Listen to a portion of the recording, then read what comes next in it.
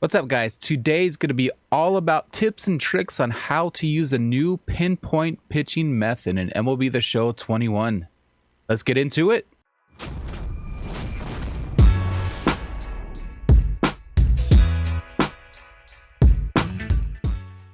If you haven't heard, SDS said this is the best user input method for pitching this year. So if you ever played any of the old 2K baseball games, this is a similar style where you're basically gonna have to draw out the pitches with your right analog stick. The best way to practice this is to go into custom practice. So from the main menu, you want to go down to learn to play, and you're gonna go to customize practice. You're gonna pick your teams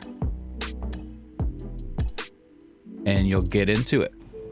So what about your settings? What should you practice on, or what should you pitch with? So I always recommend practicing on Legend. Legend's gonna give you the hardest difficulty to warm up, but if you can get Legend down, playing on All-Star and Hall of Fame is gonna be easy. So I always recommend practicing on Legend. Of course, you want the pitching interface to be pinpoint pitching. That's what we're practicing. That's what we're working on. The other methods are pulse, pure analog, classic, meter. So those are all the old ways we've done it. You can always try those, but again, for this video, we're going to talk about pinpoint pitching. Pitch feedback we want on. Of course, we want to see how good we're pitching with this method. Pitch and view, I will leave that up to you. I like to pitch from the outfield camera if you want that realistic TV view. But I think the best way is to pitch from one of the strike zone cameras. That way, it gives you more surface to line up your ball where you want to aim it. With the outfield camera, you're going to have a smaller zone to aim at. So I always feel one of the strike zone cameras is the best. Pitching ball marker, always have either pitch trail on or classic on. If you have one of the fades, once you select your pitch, the aim marker is going to disappear after a couple seconds. So you always want to have classic on or pitch trail on. Matter as much as it's more of a personal preference, but I like pitch trail on. So pitch delay in practice, always put it on faster. You want to be able to pitch as fast as you can. If not normal, it's not that slow, but again, the pitcher's going to take his time in between pitches. API is, I would just leave that off. This is having the catcher suggest pitches. If you're new to the game, this might be something you want to turn on. For practicing, you want to learn how to get your pitch sequence down, meaning you don't want to pitch a fastball over and over and over again. Again, it is practice, but if you want to practice against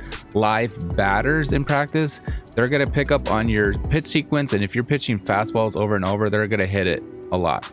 So you want to mix up your pitches, your location, your timing. So make sure you have this off if you want a true experience. So in custom practice, we can practice pitching, hitting, certain situations. Right now, we're just going to practice the mechanics of pinpoint pitching. So we're here with Yu Darvish. We're going to select the main pitch, which is his cutter. So you can see starting out, it's going to be a 3-step process. You're going to recreate the first step with your right analog stick. So you can see from the center, we're going to go left and then around to the top, and then we're going to freeze there. Once the pitcher's windup is about to end, we're going to go down and try and line up with that circle at the bottom. So for example, we're going to go like this and then down. So if you saw there, that it gives a feedback on what you messed up on. So let's select the cutter again. The key of the first step, as you can see, is speed matters. We want to do as fast as the example is doing it right now. So we're still doing it too fast. We need to slow down here. So you can see we had 90% accuracy on that, but the problem there is we didn't line it up with the bottom. So if you notice on the bottom part's gonna move depending on where we line up the pitch, or where we're trying to pitch, where we're trying to throw the ball to. So you see if we go to the top right, the circle moves to the bottom right. We go outside, it moves around. So depending on that is where you're gonna, depending on where you're aiming is where you're gonna end up with a bottom circle. So let's try to throw in the bottom right corner. So there you go. We had 65% accuracy and our timing at the bottom was perfect. So now we just need to line everything up. Try and get a perfect pitch if you can. So you can see 100% accuracy, but again, I was late at the bottom. So the key here is just to practice, practice, practice. Let's look at another pitch. So you can see this is a slider. You can see the slider's a lot different than the cutter. Has more of a movement, has almost a full circle movement. So the timing's gonna be a little bit different. You wanna go a little bit faster than the cutter. Another key thing is you wanna make sure you remain on the path. If you go off, you can see it's gonna mark it in yellow if you're going either too fast or you're off the path. So let's go off the path on purpose. So you can see we had red, yellow. So our accuracy was way off on that. So the more green you see, the better.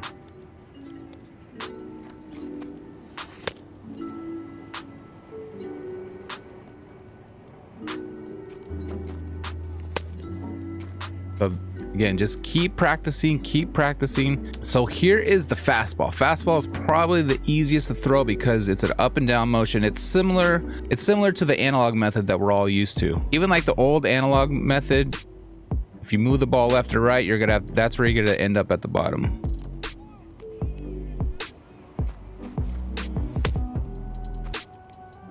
You can see we're too slow on that. That means we need to speed it up. The fastball's a lot faster. We're gonna pause a lot more than other pitches.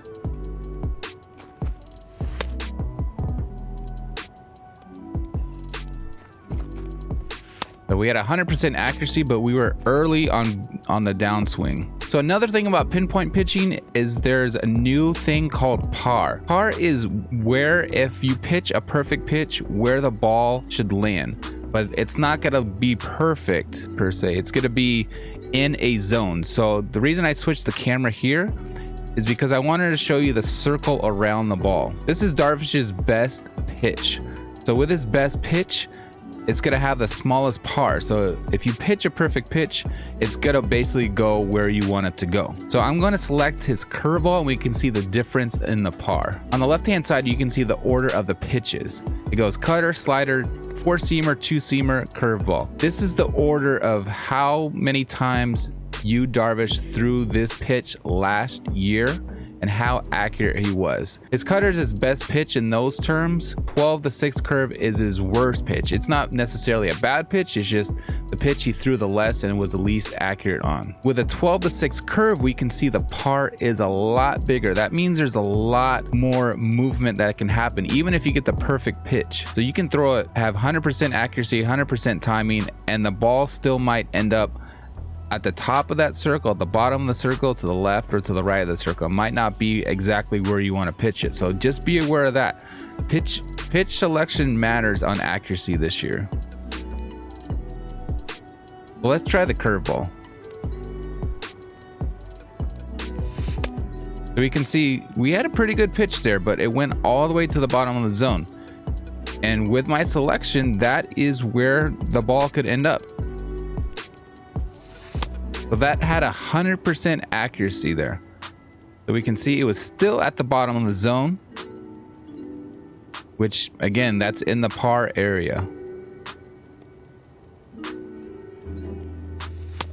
A cool thing about custom practice is you can practice situational baseball. So if you just press the start button, you can go to practice type. Right now we're only on pitching, so we want to change it to team practice. And then you can have runners on first, bases loaded.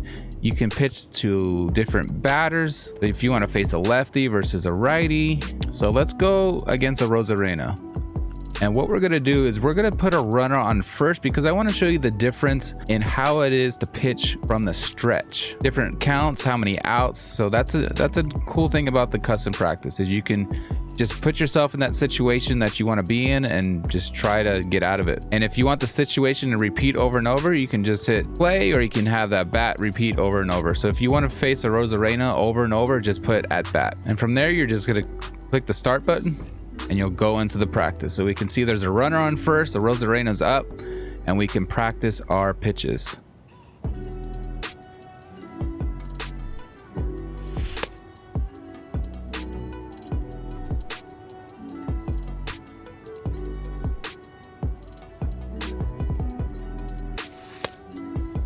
So you can tell already the first part of the pitch is not that much difference. It's the timing of the downward swing.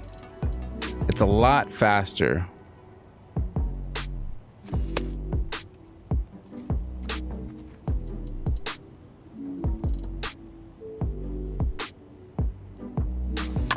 So we're getting the timing down, and you can also practice your defense because they're going to swing and hit the ball.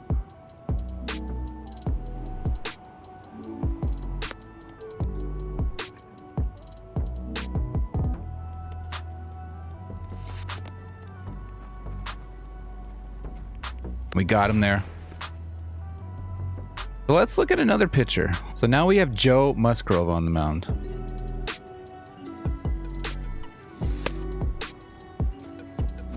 We can see his fastball is his best pitch. So you can see his par on his fastball is very low. There's almost no par outside of the ball right there. So if you get a perfect pitch with Musgrove on his fastball, you're gonna almost make the zone where you want to hit it. All right, let's look at his changeup. So the changeup, the par is a lot bigger, but it's still not that big. He's a pretty accurate pitcher.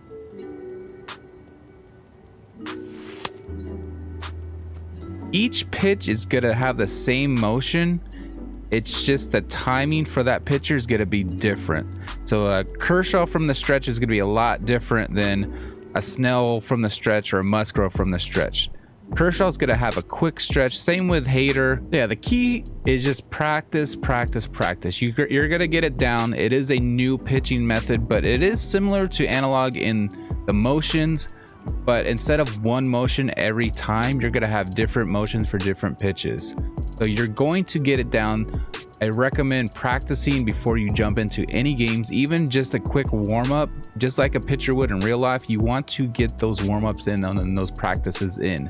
That way you can get this down before you hop into any games, because as we know in MLB the Show, confidence is key for pitchers. So if you start walking people or giving up big hits, your pitcher's confidence, and then it's going to be even harder to pitch with this pinpoint pitching. So practice, practice, practice. Once you get it down and feel comfortable, go ahead and jump into a game. If you have any questions about pitching, put it in the comments below, or you can stop by my Twitch at twitch.tv/limsolgaming. If you can please like, comment, and subscribe below, I'd really appreciate it. We also have a TikTok, Limsol Gaming. We also have over there, we have short videos on tips and tricks on Diamond Dynasty. I appreciate you guys watching. We will see you guys next time.